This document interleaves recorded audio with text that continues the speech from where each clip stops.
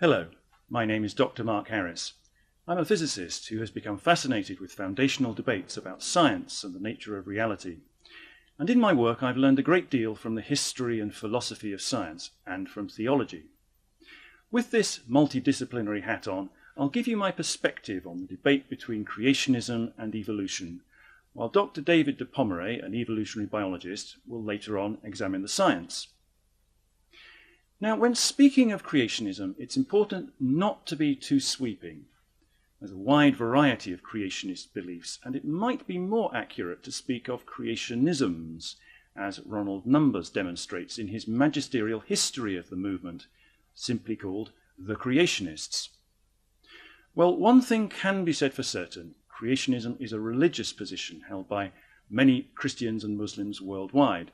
And I'll focus here on the most distinctive kind of creationism, Christian young earth creationism, which tends to reject biological evolution wholesale and to maintain that the earth is only a matter of several thousands of years old, perhaps 6,000.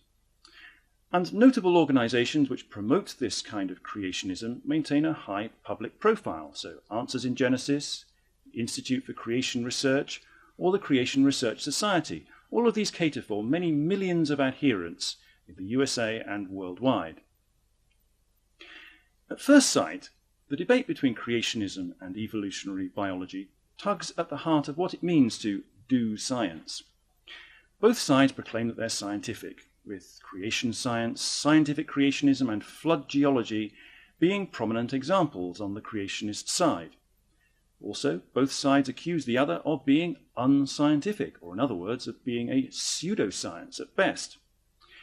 There is a strong argument, though, for saying that this isn't principally a debate about how science should be done, but about where we derive our philosophical and or theological authority from to make claims about the world.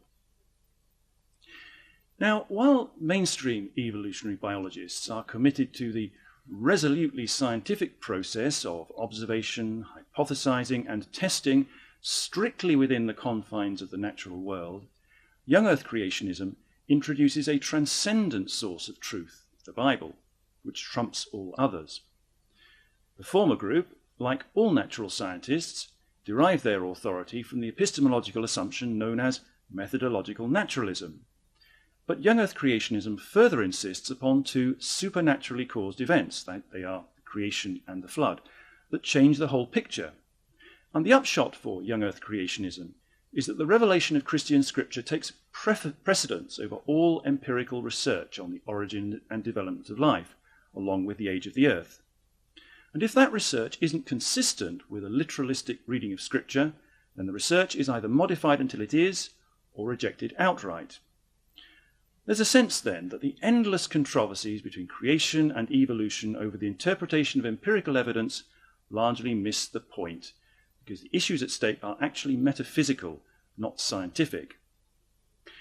Well, in the next video, I'll go on to explain the state of play here by charting the historical evolution of young earth creationism and its strategies, before Dr. de Pomeray provides an overview of evolutionary science for comparison.